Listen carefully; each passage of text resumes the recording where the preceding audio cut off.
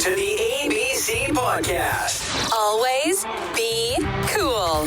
The show where your hosts, DC and BK, showcase your local business and real estate pros going gangbusters in leadership, community involvement, and just being cool. Here are your hosts, serial entrepreneurs, mortgage experts at Summit Lending, and partners in crime, Darren Copeland and Bobby Kerr. All right, everybody, it's the Always Be Cool podcast, hanging out with your hosts, Bobby Kerr, Darren Copeland. What's up, everyone? Today, we have a really, really cool guest, president of Stop the Landfill Coalition, Mr. Rick Meyers. All right, everyone, here we go. Longtime resident of Kansas City, Missouri. He is the president, like Bobby said, of Stop the Landfill Coalition.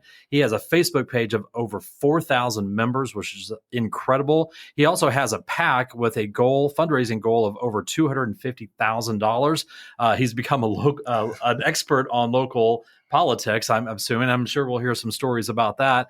He's going to drop some knowledge on this passion of his and the battle he's fighting, which is really, really cool and interesting to hear about. All around cool person, Rick Meyers. Welcome to the show, sir. All right, dude. Thanks for having me. Welcome. Well, before we get into this and we start asking a ton of questions, Rick, I think this is going to be a really great educational opportunity, especially since we have so many listeners here in Kansas City, that this is going to affect lots of different communities. But before we dive into the questions, you in our pre-show questionnaire you filled out for us, you said something to the effect of that you're wanting to make sure that your neighborhood is protected, the neighborhoods are protected within where this proposed landfill is going to go, not just for this generation, but for generations to come. And Darren and I love starting the show with kind of like, what's the why behind this conversation? What's the why behind what it is that whatever the guest is doing, right? Yep. And this is obviously your why, protecting your neighborhood, your community, the future generations that are growing up in Kansas City, Lee Summit, et cetera. So why don't you kind of paint the picture a little bit of what's going on from 30,000 feet, and then we can dive in deeper as we go. Yeah, absolutely. So the whole thing started for us late last year. We had heard rumors about a landfill going in South Kansas City, right on the Jackson County, Cass County line. We thought it was so preposterous. There is no way this can happen. So it kind of sat idle for a couple months. We got through the holidays, and then in January it came around in full force. We got some information that confirmed that this landfill was real, and it is going into a little pocket of South Kansas City, right off of 150 Highway. So it's bordered on 150 Highway on the north, 155th Street on the south, Horridge and Peterson on the east and west. So it's this tiny little pocket of Kansas City, Missouri. You can't get any further south in Jackson County. And the most challenging thing about this is it borders these huge neighboring municipalities, Lee Summit, Raymore, Grandview, Belton. And because of it physically exists in the city limits of Kansas City, they have no voice. So a landfill is going to go in very close to their borders. In fact, right across the street from this location is a Lee Summit school, an elementary school. Oh, geez. And they literally have no say in what goes inside the city limits. What's the name of that school again? It's Summit Point Elementary. Summit Point Elementary. Okay. And you were saying basically it's kind of in between 71 or 49 Highway, whatever you want to call it now. Correct. And 291. 291. Yeah. Okay. Yeah. So it's right in that little pocket. If folks know where Longview Lake is, we are 2 miles immediately south of Longview Lake. So, there's lots of reasons to be opposed to this. In my mind, the school is number one. There's 500 some kids that go to a grade school literally right across the street. Longview Lake, there's a creek that drains from this particular piece of ground right into Longview Lake, 2 miles to the north. Whoa! And then number three, you're dropping a landfill into the middle of an existing neighborhood. There's 40,000 homes within a 5 mile radius of this. And it's just crazy. That's why I said we just thought it was preposterous. Right. One day I just keep thinking I'm going to wake up and somebody's going to tell me we're being punked. Right. Because it's just so absurd. Right. That a landfill be dropped into an existing location like this. Well, and share with the listeners what we were talking about right before the show about the rule about, the half mile and how that works with the different cities. Yeah. So within the state of Missouri, there's a current law on the books that says one municipality can't put a landfill next to within a half mile of another municipality without their permission. So this particular piece of property, because it butts right up to Lee Summit and Raymore, they had a voice in that first half mile. So what the developer has done is backed off on their plans. They made it a little bit smaller. So they've moved to 1/2 mile and 1 foot. So once you get to that 1 foot distance, then they can do whatever they want. Now we think they're still going to acquire all of that property and they'll do the other things as part of their development that they want to do. And things they've talked about are a rock crushing operation. So imagine that, a rock crushing operation in the middle of a neighborhood and across the street from a school. I actually have a little bit of schema on this. So where I live at Lake Lotawana, right across 7 Highway from Lake Lotawana is a massive quarry. And the people, now I'm fortunate enough to live on the other side of the lake, but everyone who lives on one side of the lake, every single day is I've been there 3 years, but every single day posts, oh my gosh, that was a big one. Right. Pictures are off the walls, cracking in foundations has started to occur because the city has made this deal with this quarry for, these are not short like contracts. These are like 20, 10, 20, 30 years long. And so when you do have rock crushing operations near neighborhoods, it is absolutely felt by the residents. Absolutely. Physically and financially, it's going to hit the value of your home. Right. Yeah. And there's lots of talk around the value of your home. Right. So one of the things that we heard early on, I want to say it happened back in maybe February, March at the latest, Keller Williams, big local realtor, they decided that for every home that's sold within a 5 mile radius, there needs to be a disclosure on that. Oh, wow. So they are now disclosing. I don't think it's a legal issue, but I think they wanted to get ahead of it. Yeah, absolutely. Yep. So they got ahead of it. And on every contract, my understanding, every contract that they're writing right now, there's a disclosure about a potential landfill within a 5 mile radius. So you can imagine what that's done to property values. Yeah. So we know of big developers and things that are going on in Raymore. Their big subdivision, the crown jewel, if you will, of Raymore is a subdivision called Creekmore. Right. For all intents and purposes, development, if it hasn't completely stopped, it's slowed way down. Has it? So some homes are for sale, other homes aren't being built. So things are just stopping. I know one particular home landowner who had contract and had drawings to build a house. He literally stopped. He's like, I don't know what to do. Own 20 acres right immediately adjacent to this site. Right. He's like, Rick, I don't know what to do. I can't build a $300,000, $500,000 home here. It'd be crazy. So he backed off and it has in turn put his property up for sale. That's just one story. One story. Yeah. And there's hundreds of them. Right. Because I was going to ask has that already started to take an effect? And clearly it has. The word is getting around. So, whether people are selling their houses, there's an inventory shortage right now of homes, but people aren't going to drop $300,000, $400,000, $500,000 on a house, or a potential landfill is going to be coming down the pipe. No, absolutely not. And we understand that within about a 5 mile radius of a landfill, the average price of a residential home will drop between 12 and 15%. The closer you get to it, the higher the percentage is. So that averages out the further away you go. So you can imagine someone who's at potentially what we call ground zero. Right. They're looking at a possibly 25, 30% decrease in value of their home. In fact, we do know of one property. It's a 29 acre tract of land right off of 150 that the developer has now purchased. My understanding is that piece of property, before the rumor of the landfill came out, was being marketed at $1.4 million. So a home in 29 some acres. Right. It ended up selling for just under $1 million. So you could do some quick math and say that's a 30% drop in property value just because of the rumor of the landfill. What happens when the landfill goes in? Right. And it's so the landfill in and of itself has all the horrible connotations that you can imagine. So number one would be the odor, but it's the noise, it's the dust, the potential of a fire. Right. Those things are there. And then even the EPA on the front page of their website will tell you that all landfills leak. So the developer can talk about, we're going to put in this clay liner and we're going to have this monitoring system and they're going to do all that. At the end of the day, a landfill's still going to leak. Right. And with the little creek, it's called Lumpkin's Fork, runs right at all that property drains to that location, and that runs right into Longview Lake, which is an Army Corps of Engineers lake, which then turns and runs into the Missouri River. Right. So why aren't we concerned about this? This is wild. Yeah. Yeah, Right. exactly. This is why I keep thinking I'm going to wake up and someone's going to tell me I'm being punked, because it's so absurd. Well, and this is exactly why the word needs to get out, because, when Bobby got this together, I'm like, hey, man, so who's this Rick Meyers dude? Right. And he's like, well, it has to do with this landfill and real estate and everything, because, we have a lot of friends that listen to this and a lot of people who are involved in real estate, mortgages, and things like that. So this is a massive, massive deal. This is a big problem. Right. It is a big problem. I'm shocked. So we listed 3 things at the very beginning, right? The proximity to the school, literally within feet of an elementary school in the Lee Summit School District. The fact that potentially this could drain into Longview Lake, right?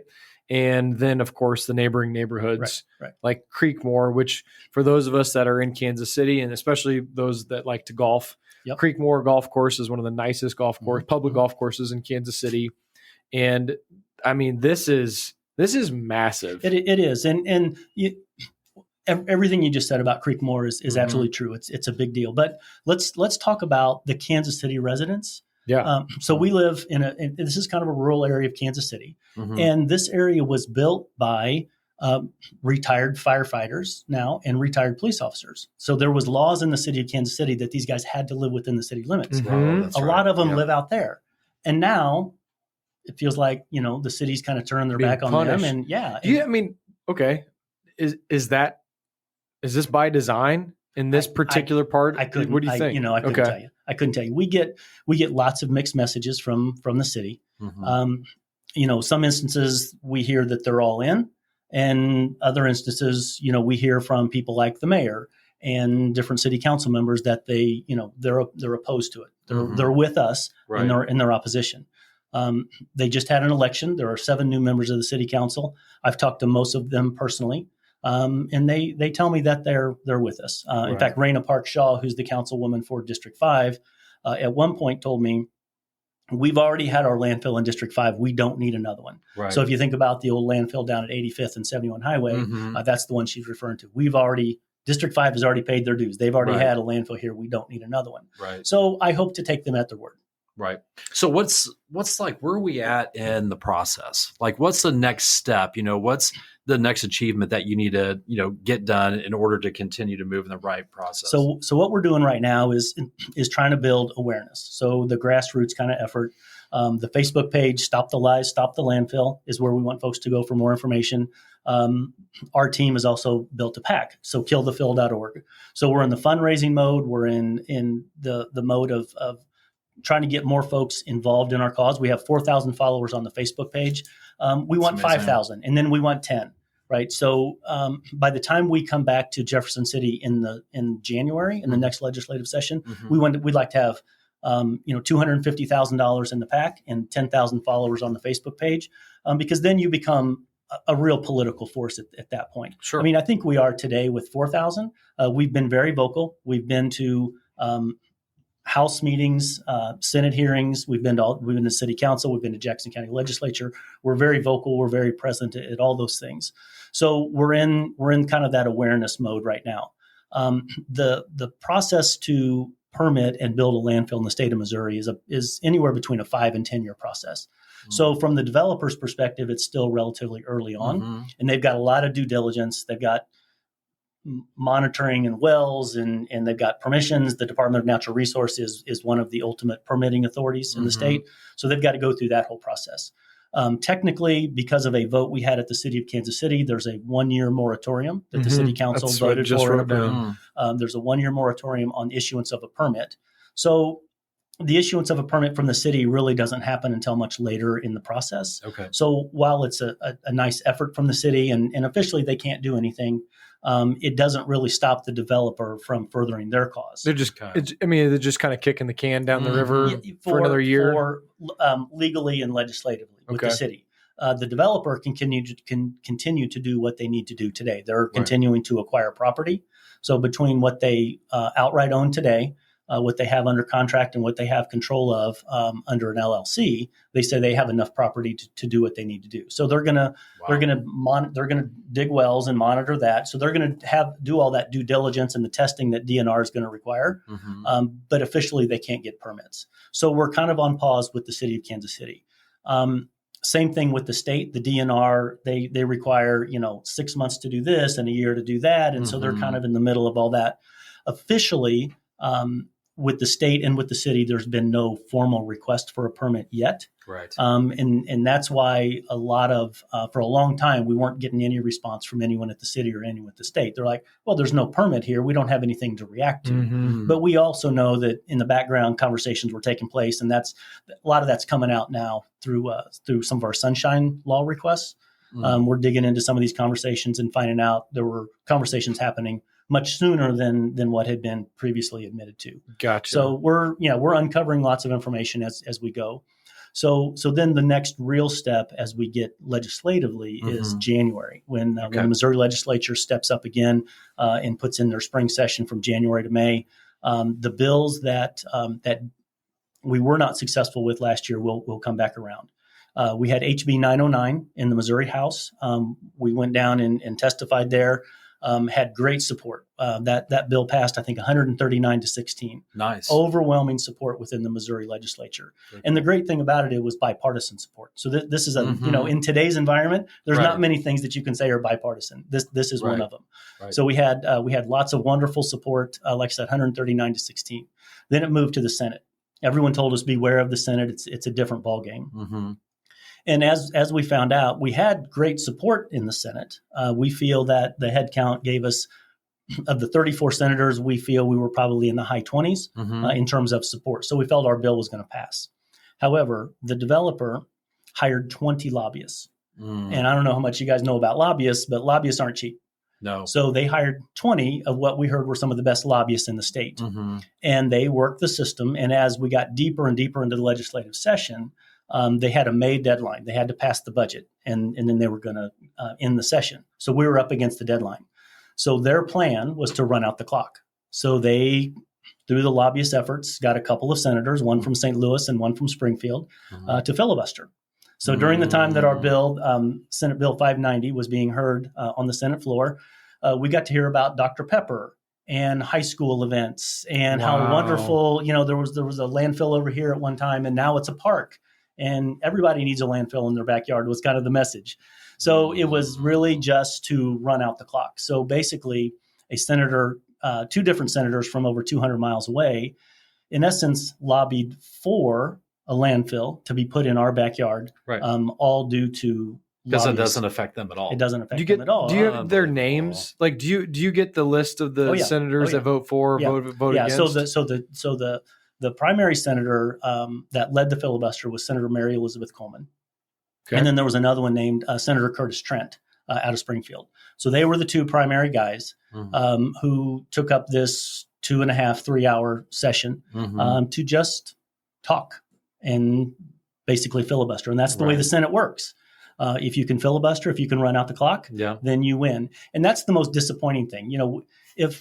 If our bill would come to a vote, and if there were, so there's 34 senators, if there were 18 senators that voted against us, I can accept that, right? But what happened here, we, the citizens, were just denied the opportunity for a vote.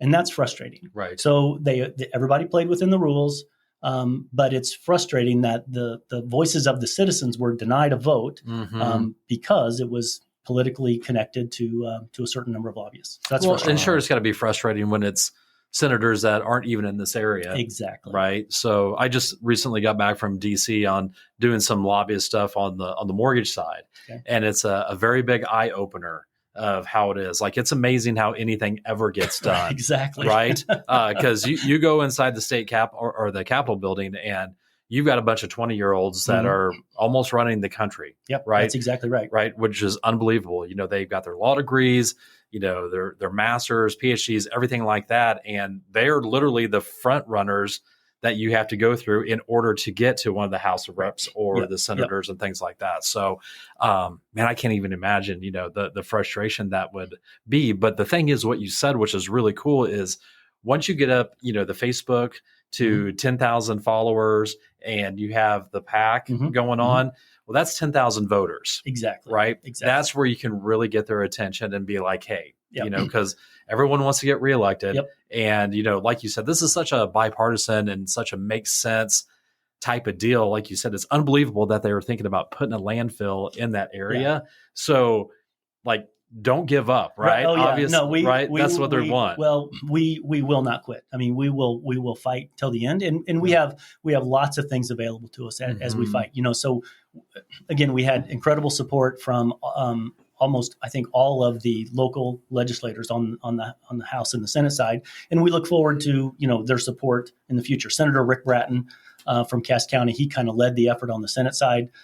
Representative Hafner from Pleasant Hill led things on the House side. In fact, Senator Bratton was so upset at the filibuster from the other two senators, he threw out his filibuster of his own the very next day.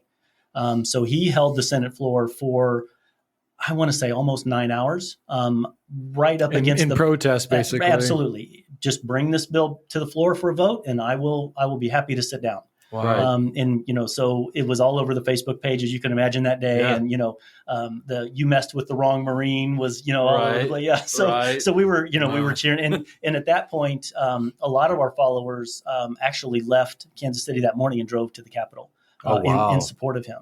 So we had, a couple dozen supporters in the Capitol running through the hallways, trying to, garner up support, just get back in and vote. That's all we're asking for is a vote. Just a fair, square vote. Give us the vote. So, and we had support of, like I said, Senator Bratton, Senator Searpoint and Lee Summit, Senator Razor on the Kansas City side, who's the landfill. It actually sits within his district. So we look forward to more support from the three of those as we get into the next session. So the Facebook group is called "Stop the Lies, Stop the Landfill." Yeah, and it's kind of weird. There's an exclamation point after each one of those statements. Right. So "Stop the Lies!" exclamation, "Stop the Landfill!" exclamation point. So what exactly are the lies? How much time do we have? 4 hours. No, I mean, I think that'll kind of paint the picture, because like right now we're saying, well, this is a crummy situation, right? Close to schools, close to home, impacting property values, obviously taking a lot of homeowners and community members' attention away from things that it should be on. So like what are some of the lies right now that you guys are being told as the community members? Well, the very first ones, and this goes back early on, and some of those have now been corrected publicly because, quite frankly, they've been called on it. We don't know anything about the landfill. There is no permit. There is no application. We don't know what you're talking about. How is this being discussed at the House and the Senate level? But Bobby, not everyone's truthful, brother. I know, but how is not an application? Come on. How is an application not like literally public knowledge or being able to be downloaded as a PDF? I think that was the piece that they relied on to say officially nothing's happening. Nothing's happening, right? So they could deny that up to the point that it became too much pressure. In one of our true champions here, and he's out doing his job, working hard every day, is Matt Fleener from Channel 9. He's been a great advocate for us on this story. I mean, we've had great local coverage from all the stations, but Matt has kind of really dug in deep. My wife jokes he's been at our house so much interviewing me. I feel like we need to invite him over for Thanksgiving dinner, right? So, but he's dug into multiple aspects of the story. He's so on the investigative side, he's dug into the developer. They own a transfer station, and they were doing some things over there that he called them on, and hopefully, ultimately, is driving some change within the overall trash industry in Kansas City. Sure. But he's been a great advocate digging. He was down there for all the House and Senate hearings. He's been at the city council meetings. So he's been all over it. But some of the other lies that we hear. So there's a behind the scenes developer, someone behind the developer with the money, and so we hear lots of denials around who that is.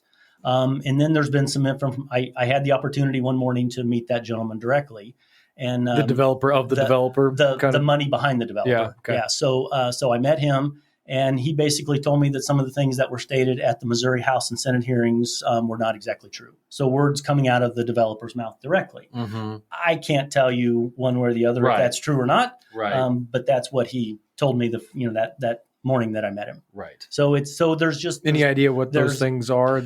So at those early meetings between the developer and the state, it is we have this amount of property. the 900 acres between what we own, what we have under contract, and what we have under control via an LLC. Mm-hmm. So I asked this gentleman specifically if he was involved in that, and he said no. He is not interested in a landfill. He doesn't want a landfill on his property. He owns a big chunk of the property. Is this where the landfill ranch? Is going to go? Yeah, the Flying H Ranch. Yeah.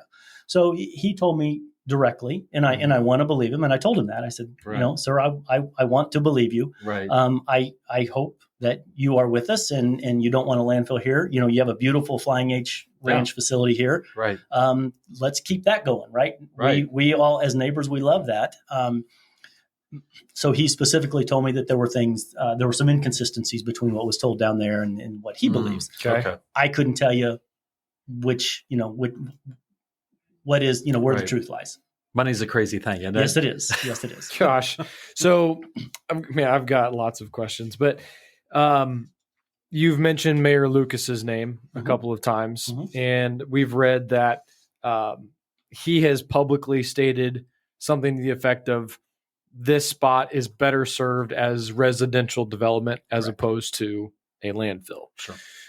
Are those words in line with the feeling that you and the rest of the coalition are getting as you're talking with him, with other city officials, high-ranking city officials? Because as we know, sometimes people say one thing and then they do another. So I guess I'm curious on if the city and if the highest-ranking officials of Kansas City are staying in line with what they're actually saying publicly. So far. So they're all telling us that. The mayor, members of the city council, even the director of public works, a gentleman named Michael Shaw. In my last conversation with him right after one of the council hearings, he told me he doesn't want a landfill. He's an environmental guy and does not want a landfill within the city limits of Kansas City. Okay, great. Let's codify that in law. Right. So how do we do that? Right. You can tell me that all day long. And again, I want to believe you. Sure. But we're not going to rest until this thing is somehow codified in law and these residences are protected. Right. Right. I mean, at the end of the day, I think one of the first questions we have to ask ourselves is a landfill even necessary? That's what I was getting ready to ask you. Like, is there a dire need right now for Kansas City to have a landfill of that magnitude? So it depends on who you ask. Well, sure. But if you ask the developer who owns a waste management company, right. But we know. So there's several landfills in town where the majority of the trash from Kansas City goes to. Courtney Ridge out in Sugar Creek. It's our understanding it has 20 years left of life. That's North Independence, Sugar Creek. Yeah, right off 291. Yeah. Shout out to Ernie's. The Johnson County landfill. So the old Deffenbaugh landfill, which is now owned by Waste Management. We understand it has over 20 years left. Then there's relatively new landfills in Warrensburg and Sedalia.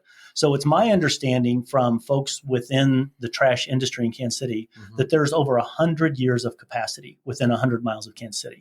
That's a significant number. Right. So with the modern technology, and there's a company in town called Raptor, and there's several others that Mark II and American Waste, I think down in Harrisonville, that operate businesses called transfer stations. So what a transfer station is the local garbage trucks will run through the neighborhoods, and instead of driving those local trucks all the way out to a landfill, they'll go to a localized transfer station. They'll dump their trash into a larger vehicle, and then the large truck will run. And they're comfortable running 50, 75, 100 miles. They'll go to Warrensburg or Sedalia or whatever. Exactly. So let's leverage the new technology. So Raptor has done a great job. They've got a state-of-the-art facility right off of 71 Highway or 49, whatever we call it now, in Grandview. And they built this massive, beautiful facility that, trash never touches the ground. It's emptied out every night. They take it to these other landfills. So to me, that's the initial question that we need to ask and answer. And to the city of Kansas City's credit, they've talked about initiating a study. So working with Mid-America Regional Council in the Solid Waste Division, do we even need a landfill? And I think that's the fundamental question. And if we do, then where does it go? Right. And I get that question a lot. If it's not there, Rick, where does a landfill go? Where does it go? And it is as awful as a landfill is. I would never name a town or a location. I wouldn't wish that upon anybody. Sure. Right. No one wants it in their backyard. But the way I generally answer that question is, when you think about this site, I can tell you that across the street from a grade school is not the right Not place. the ideal Right. Yeah, place. 2 miles upstream from a U.S. Army Corps of Engineers lake, not the right place. No. So put a landfill where it affects 100 people, not 100,000 people. Mhm. Right. So to me, where is that? I'm not. It's not for you to decide, but it's not here. Exactly. Right. And for those reasons. Right. Wow. Bobby, what's our favorite saying? You don't have to go home. You just can't, Can't stay here. Yeah, right. Man, I don't know if you want to talk about it. I'll leave it up to you. If you want to talk about the developer, they're local. Yeah, they're local, and it's public information, so I'm not airing anybody out. So the folks behind it are Aiden and Jenny Monheiser. They own Mark II Transfer Station today and several other businesses. So they own a transfer station. They do. Okay. And they have lots of contracts with people like the city of Kansas City. Okay. So they're working with them today, and they run a lot of their trash out to Johnson County, is my understanding. And so they're already in the industry. They're in the business, and they're the primary folks behind it. We think there's people with money behind them, but from everything we understand, they're the face of it. So Jenny, as a woman-owned business, has been to the Missouri House and the Missouri Senate testifying on behalf of the landfill. She's about the only one there on the pro side of it, and we've had lots of people on the opposition side, as you can imagine. Yep. And one of the frustrating things is at the Missouri Senate, she talked about how wonderful this was going to be for the community. It's a need for the community. We're going to take care of it. We have things that can control the odor. How is it a need for the community? Well, it's a need for the city. I mean, trash needs to go somewhere. Okay. Right. So we do understand that. But as a part of that Senate hearing that day, she said that she would reach out to the community and involve the community in the decision-making process and what the final outcome is going to be. And of course, that's been, several months now. And the interesting thing is, every time someone like Matt Fleener from Channel 9 tries to talk to him, they literally run away. I mean, you can go on the Channel 9 website, and where he tried to interview Jenny, tried to interview Aiden, and they couldn't run fast enough. They were literally running away from Matt. So he's reached out several times, and he gets, talk to our communications team, talk to my PR guy, whatever. Right. And they'll put out statements. They'll put out, some FAQs, different things like that. But they have yet, to my knowledge, have yet to speak publicly and yet to call any community meetings. So let me ask you this, like, looking at the long-term plans, whether the landfill goes in this location or some other location, because I remember growing up, and my grandparents would talk about there was a landfill in Blue Springs, Missouri, right? Which is now the Stone Canyon golf course. Yes, which is now a golf course, right? So is there a certain life to where, let's say if one is done properly, that eventually you can build homes on top of it? Is that out of line? I don't know that homes could be built on it, but things like parks, golf courses, those because the homes in Stone Canyon are further south. They're not necessarily. It's a golf course. That's actually. It's like only like several specific holes that are above. Yeah. So all that's possible, but I think the big difference in that situation and the situation out in Johnson County is those landfills were literally there first, and homes built up around them. Correct. This is a very different situation where the homes are there. And, without homeowners' knowledge or permission, or, and there has to be changes in zoning. There's all kinds of issues that go into it. But to drop a landfill into the middle of an existing neighborhood is a very different situation. Yeah. Well, I mean, this is going to be a fight, because obviously hundreds of acres have already been purchased. Allegedly. Technically, within the site itself, my understanding is only 29. Is what they own. I've got an article here from KNBC.com that says Jenny Monheiser of KC Recycling and Waste Solutions told a Missouri House committee that a company she owns is under contract for or has purchased already nearly 500 acres with plans to build the landfill on 270 of the 500 acres. That's correct. So and she stated that very publicly and stated that at the Missouri Senate hearings. She was pressed on that by one of the senators. I forget which one did that. And she never answered the question specifically. What they own from my latest understanding and what the Jackson County records state, they own 29 acres, that one home that they bought at a 30% decrease in value, and they have the rest of it under contract. So there are several family members of a large family who owns 300 some acres out there. That property is, to my understanding, is under contract. Just hasn't closed yet. Hasn't closed yet. Okay. I'm sure it's contingent on certain types of approval from the city and the state. And then the balance is owned by by the developer, the owner of the Flying H Ranch. So technically, under their control is different than what they own. And it's my understanding they only own 29 acres. Okay. That makes sense. So, I mean, as you talk about the transfer station stuff, that for me at least starts to paint the picture a little more clearly of maybe what's going on here. They own a transfer station. They don't want to have to use a lot of money and gas and resources. Pay the high rates. High rates to take every trash companies. And pay to take it across the state line. Correct. Take it over to Johnson County. It's a big money saver. And so a big money saver if you've got this right here in your backyard in Jackson, Cass County, right here and you're close by. So that starts to paint the picture a little more clearly. That it's all about money. It's all about money. So at the end of the day, you've got all of these homeowners and landowners, 40,000 within just a couple mile radius, against literally one person who has, this is third party, has told another person that this will make him a billionaire.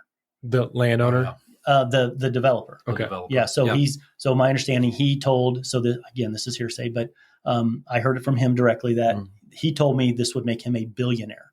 Aiden? So, so this is all about money, right? So it comes down to, I built my home in 1994 under a certain set of rules in South Kansas City. Somehow, some way during those years, the zoning changed where this type of operation could never have been allowed under the previous zoning. Right. Now there's a path. It still requires a change in zoning and permit, special use permits and those kind of things. But now there's a path, and that's frustrating. Did I, as a citizen, get a voice in that change of zoning? Right. No. So it feels like in one respect, some things are stacked against us from the city. But again, they're telling us all the right things, and I want to believe them. Sure. But again, until we codify this in law, right. We're not going to. You can't rest. We will fight this. And again, as I started to mention earlier, we've got lots of avenues that we're going to go down. We're going to fight it at the city. We're going to fight it at the state. We know we have legal options. Sure. Right. So this thing, heck, we could tie this thing up in the courts for years. Yeah. Sure. Yeah. Absolutely. And we plan to. I mean, if that's what it takes, if we can't win it legislatively, then that's the path we'll go. And you guys, I think I read, you guys have been going door to door to make sure everyone knows what's up. So talk a little bit about that. Yeah. So that's really how it started for me once we got past the holidays and this thing became real. I live in a tiny little pocket of Kansas City, Missouri. And, there's a lot of retired folks out there. Again, as I mentioned, Kansas City police officers, firefighters. And I don't know all my neighbors, but there's not very many of them, because it's kind of rural, south of Longview Lake. Sure. A lot of us own 5 or 10 acres. So I just decided to create a little flyer and went door to door and started handing out. And of course, everybody's alarmed and nobody knew about it. And it kind of started from there. And then working with the folks in the city of Raymore, they're like, we need to get a little more formalized. Would you mind doing this? So I started a Facebook page. I didn't even have Facebook in January. And now, I know. You told me that you were manning a Facebook page. I was like, that's not the Rick I know. Yeah, exactly. Right? So I've gone from not even knowing how to log into Facebook to 4,000 followers. That's impressive. In just a couple of months. So passion is high. And the folks I've met some wonderful people through this process. If there's anything that's positive that's come out of this, the people that I'm working with in the city of Raymore, the residents of Creekmore, Lee Summit, just met some wonderful folks in Grandview, Belton, South Kansas City. Everybody's opposed. Sure. Everybody's fighting. Nobody's afraid to speak up. We've driven to Jeff City. We've had email campaigns. Representative Hafner told us his colleagues have mentioned to him that there is not one single issue during their tenure at the Missouri House that has gotten so much attention from citizens. Good. Wow. It's awesome. unbelievable. Yeah. Good. So a true testament to all the citizens, getting them fired up. When we say, hey, it's now time to email 160 representatives or whatever it is and 34 senators, Right. They're on it. My Facebook just lights up. Done. Just people are just firing it back. I did it, and it's great to see that level of activity because people are passionate. The number people are passionate about two primary things, right? Their family and their money. Yeah. And this affects both of them. Absolutely. All day. And like we said earlier, keep getting those Facebook followers and keep getting those registered voters to be on there and have that voice, because that's when you really get their attention. Absolutely. Yeah. Because like you said, everybody's up for re-election at some point. And if it's not for their exact position, they've got another position in mind, right? So maybe a rep wants to move to Senate, or city council wants to move to this or whatever. Right. There's always the next step. Sure. So we're intending to continue to go wide and deep, awesome. as far as that reach is concerned. I guess one of the rebuttals to the point of the Monheisers or their PR people are not out there discussing this with the community members. I guess a rebuttal would be, well, technically, since we don't have anything yet, there's no information to share, right? I mean, I would imagine that that's maybe a rebuttal that they've used or that they could be using, or that they could be looking at that as putting the cart before the horse, so to speak. But I would guess that's why so much of the legal paper trail has not yet occurred, because the more that they can kind of almost deflect and say there's nothing to talk about yet. Yeah.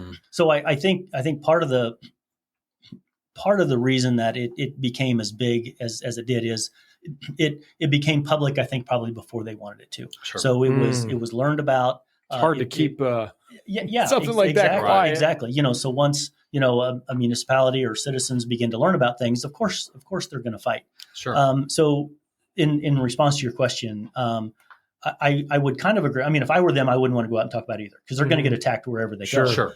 Except for the fact that they promised it to a Missouri senator, right? Yeah. So they told them that they would go out and do it, and they didn't put a timeline on it. So I suppose they still have an out, right? Sure. So we just haven't done it yet. It hasn't been scheduled, but it's also been 3 months, right? So I'm pretty easy to find, right? So right. Coordinate that through me, coordinate that through the city of Raymore or someone, get a meeting, tell us what you want to do. Tell us why this should be acceptable within our community. Sure. Give us your plans. Tell us what you're trying to do. And just, it's crickets. They want nothing to do with that. Yeah, No, absolutely. No. I mean, you've got one of the largest school districts in the state of Missouri with Lee Summit that is right up against it. And even the mayor, from what I read, the mayor of Lee Summit is out there publicly saying, I'm trying to get information on this so that I can inform my stakeholders who are involved with this community and this school district. And the mayor is saying, no one's telling me anything. Yeah.